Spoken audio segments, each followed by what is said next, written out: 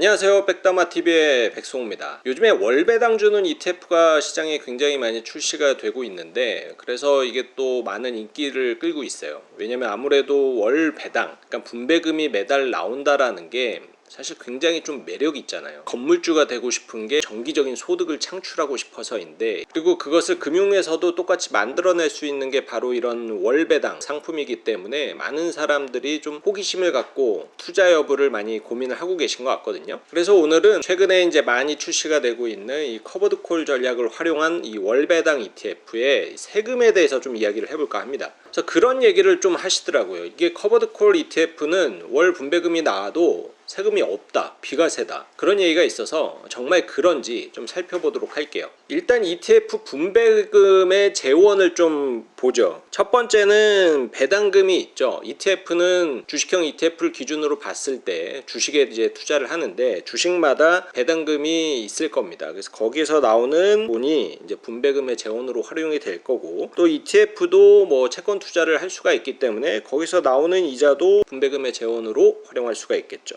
그리고 이제 초과이익, 자본이익, 그러니까는 갖고 있는 보유 주식이 가격 상승을 했을 때 거기서 얻을 수 있는 차액도 분배금의 재원으로 쓸 수 있어요. 그리고 최근에는 이제 이 옵션 프리미엄을 매도한 값, 그러니까 커버드콜 전략을 활용한 ETF의 경우에는 이 옵션 프리미엄을 가지고 분배금을 많이 활용을 한다라는 컨셉을 갖고 출시를 했죠. 그러면은 이 각각 분배금 재원의 세금 구조는 어떻게 되는지 살펴보면은, 배당금은 과세가 됩니다. 배당소득세를 내셔야 돼요. 15.4%고요. 이자도 당연히 과세겠죠. 그리고 초과수익, 채권 차익이나 주식 차익은 국내 주식에 한해서고요. 그 차익에 대해서는 세금이 없습니다. 그리고 옵션 프리미엄에 대해서도 세금이 없어요. 그래서 예전에 ETF 투자를 해서 분배금을 얻는 컨셉은 대부분은 뭐 배당주에 투자를 하거나 이제 채권 ETF여가지고 이자 수익을 받았기 때문에 그 분배금을 받으면 사실은 다 이렇게 세금에 다 노출이 되는 소득이었다라고 봐도 무방한데, 요즘에는 이 커버드콜이잖아요. 이 커버드콜 같은 경우에는 콜옵션을 매도를 해가지고 받는 이제 이득인데 여기에 대해서는 세금이 없거든요. 그러면은 이제 그렇게 생각을 할 수 있죠. 요즘에 이제 커버드콜 ETF가 하도 많으니까 그럼 거기서 나오는 분배금은 다 세금이 없는 비과세 아니냐. 그러면은 투자 자금이 많은 분들 같은 경우에는 걱정되는 게 뭐냐면은 이 분배금이 1년에 2천만 원이 넘어서기 시작을 하면은 이 역시도 어쨌든 금융소득 종합과세에 포함이 되기 때문에 굉장히 난감해지죠. 그래서 이것을 좀 절세 전략을 활용할 수 있을 것이다 기대를 하는데, 정말 그럴 것이냐? 사실 꼭 그렇지는 않아요.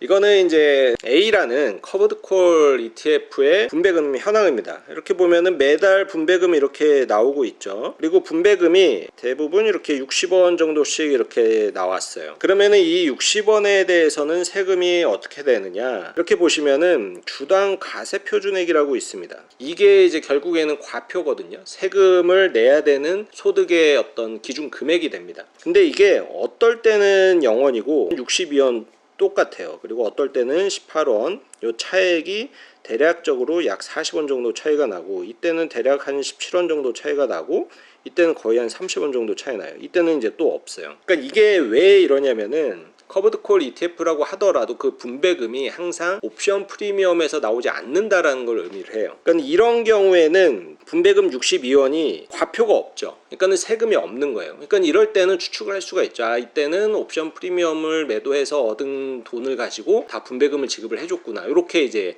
생각을 할 수가 있어요. 그래서 이때는 분배금을 받아도 세금이 없습니다. 근데 이러한 경우에 과표가 62원 다 잡혔잖아요. 그래서 이런 케이스는 분배금 62원을 받았을 때 다 배당소득세를 내셔야 돼요. 그리고 이런 경우에는 차익에 대해서 대략적으로는 약 45원 정도가 될 건데, 이 차익에 대해서는 차익 40원에 대해서는 세금이 없지만 요 18원에 대해서는 세금을 내야 된다는 걸 의미하고, 이때도 마찬가지죠. 47원에 대해서는 세금이 있고 차익 20원에 대해서는 세금이 없고, 이때도 이제 마찬가지고요. 이때는 아예 또 세금이 없고. 그러니까는 사실은 커버드콜 ETF라고 하더라도 매달 이 월배당을 받는 그 분배금이 배당소득에서 제외가 되는 것은 아니다. 그러니까 비과세가 될 수 있는 것은 아니다. 그때마다 다르다라는 것을 알 수가 있어요. 그러면 이거를 나는 항상 세금을 피하고 싶다. 그래서 분배금의 재원을 항상 이렇게 옵션 프리미엄에서만 얻을 수 있는 월배당 ETF 투자를 하고 싶다.